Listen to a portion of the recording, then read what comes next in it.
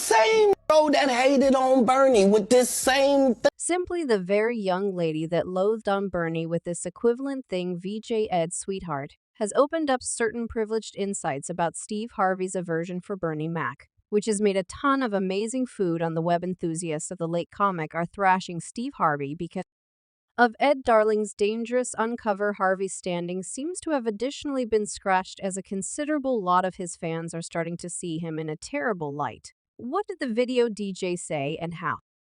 Can it influence the standing of the television program? Have, in light of the fact that you on Bernie and I know reality, you respect them. In the No Limits interview, Feline Williams went off on joke artists. For example, Kevin Hart, Ricky Smiley, Cedric the Performer, and Tyler Perry because of multiple factors. He likewise bludgeoned Ridiculous for purportedly permitting the Illuminati to utilize him to additional their plan. Yet one individual who seems to have borne the brunt of Williams' hazardous tech.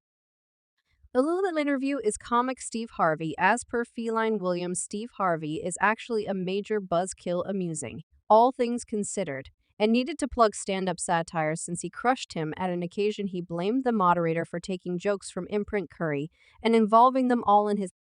Said he guaranteed that Steve Harvey went to one of Imprint Curry's shows and watched him play out, meanwhile replicating his style and jokes. He likewise guaranteed that the Family Feud have duplicated components from Curry's television program Hangin with Mr. Cooper, and remembered them for the Steve Harvey Show. When fans heard the thing Feline Williams said about Steve Harvey's supposed taking propensities, they uncovered a genuinely late meeting where Imprint Curry blamed Steve for similar.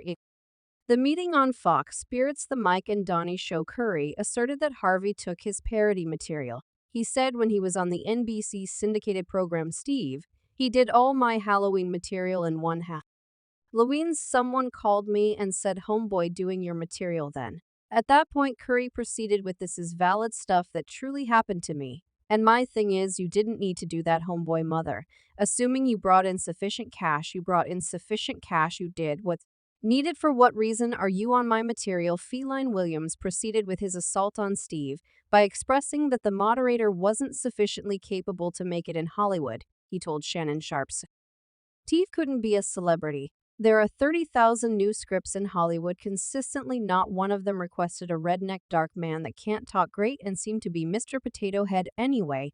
Of the multitude of allegations and slanders that Feline Williams tossed at Steve Harvey, the one that is stuck is Steve's evident contempt of Bernie Mac. As per Feline, Steve Harvey and the other rulers of satire escort mistreated Bernie. When he was alive, they thought he didn't depend on their norm, so they generally Ali requested that he perform first. He proceeded with that. When Bernie passed on, the lords of satire moved toward him to supplant Bernie. Yet he rejected. He suggested that he would have rather not been dealt with the same way Bernie Mac was treated by Steve Harvey and his company. He guaranteed that Bernie Mac was the best comedian in the arrangement and Steve Harvey couldn't manage it. Thus, the scorn Williams guaranteed that Harvey begrudged Bernie's part in the hit film Season 11 and called up the creation organization to supplant him anyway. Numerous Steve Harvey fans who watched the meeting felt Feline's allegations were only the thunderings of a cleaned-up comic. They refused to acknowledge the way that Steve Harvey disdained Bernie Mac. Yet one individual who seems to affirm Feline Williams' allegations is James Roberts, better realized by his stage name Ed Sweetheart. As per the video, DJ Williams talked only reality. He proceeded with that Bernie Mac let him know Steve Harvey called up C11 for his job, yet he was denied. He said the stuff that Feline Williams said about Steve Harvey calling to attempt to get Bernie's job on Season 11 and that sort of stuff, Bernie let me know out of his own mouth. Then he dropped the sensation I accept Bernie Mac when he said Steve Harvey detested on him. However, Feline Williams needs no affirmation of his assertions on the Shea Club. Ed Darling's words portray his message as per to cherish her. He was a long-term companion of Bernie before he passed, so he realized Feline was regurgitating reality. Bernie Mac, when he was alive, blamed the family quarrel have for being the envious sort. In a meeting with GQ magazine in 2003, Bernie Mac nitty-gritty how Harvey attempted to disrupt him in the parody business in Hollywood. As per him, the anchor person begrudged his style of satire and gave his all to take a portion of his set anyway. When examined concerning Bernie Mac's cases in 2010, Steve Harvey made sense of that. Bernie's words hurt him. He denied Bernie's cases demanding that he never begrudged Bernie and reviewed the great times they spent together. He made sense of I was resentful about first, since it wasn't correct me and Bernie had a ton of great times together and afterward. This article in GQ emerged and put this load of horrible stuff in there. B said he never said I needed to trust him at him. However, Steve Harvey chose to minimize his with Bernie Mac. Cedric, the performer, one more individual from the First Lords of Parody, affirmed that Steve and Bernie weren't completely agreeing in that frame of mind on Club Shay. Cedric made sense of that.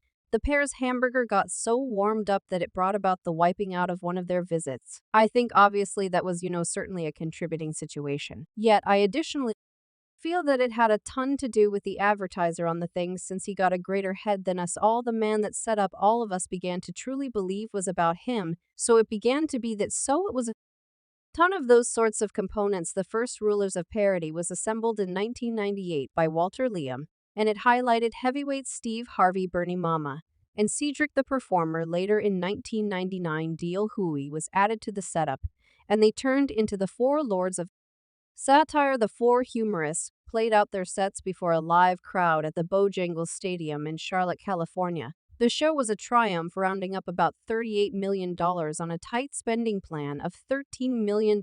Steve Harvey was the MC of that show and had three shot in the middle of between different demonstrations rather than a long one. His set included a ton of obscenity, which was a long ways from his on-screen persona as the host of the Steve Harvey Show. He frequently singled out crowd individuals and entertained the crowd with comic stories of his experience as a young man in a dark church. After Harvey's originally set comes D.L. Huey, who frequently kidded about the dark race and experiencing childhood in the South. He likewise led out the distinctions among highly contrasting individuals and regularly cooked clueless crowd individuals. Next comes Cedric the Performer, whose schedules focus on the more youthful socioeconomics. Very much like D.L. Huey, Cedric adorns the contrast among high-contrast people and afterwards set on smoking and dark competitors. Then came Bernie Mac, who finished off the show with schedules that designated himself and his fanciful family. He zeroed in on his fanciful sister and her two irksome children, and ultimately shaping the establishment for his own television series, The Bernie Macintosh Show. Bernie's sets were short and punchy, yet got the crowd chuckling insanely. As per Cedric the Performer, Bernie was second on the bill after D.L. Hugh's daily practice, yet during altering, the makers chose to close the film with Bernie's normal. The explanation reason was presumably in light of the fact that Bernie's sets were more clever and placed the what tops off an already good thing. The film got basic even scoring higher on a few rating sites. Everything appeared all good among the entertainers as they modeled for the camera with grinning faces, yet underneath the grins were stewing strains. The principal apparent indication of quarrel between cast individuals from the film came when Bernie regretted how America wasn't getting his own show and contrasted himself with his associates who had theirs quite a while later. D.L. Huey conceded on the Morning Meal Club that Bernie's absence of his own show was a tremendous issue anyway. What had all the earmarks of being the clearest sign that all wasn't well among Bernie and Steve was when Bernie blamed Steve for being desirous. This supposed meet between the pair worked out in the media for a really long time, with Steve Harvey continually protecting himself in any event. When Bernie gave a few segments of fans looked to fault Steve for his end at his memorial service, cameras panned the crowd to see whether Steve would be there, and when they fought and him, they filtered his face severally to see any sign they could get as followed for their newsfeed. Luckily for Steve, the coroner's report excused him as it showed there was no treachery in Bernie Mac's passing. It referred to regular causes as the justification for the comic abrupt and surprising end. Anyway, Bernie's fans and trick scholars couldn't relinquish the way that Harvey was desirous of his companion. As per them, Bernie's passing at the level of his vocation smelled off-putting at the time. Bernie was featuring in large financial plan motion pictures and making a lot of money. He featured as straightforward Cotton in the blockbuster heist film C's 11 preceding, playing Mitch Gilliam and Chris Rock Dorio debut. Head of State Bernie's star kept on rising when he handled one more job in 2003's Charlie's Holy Messengers as Jimmy Bosley. That very year, the comic handled the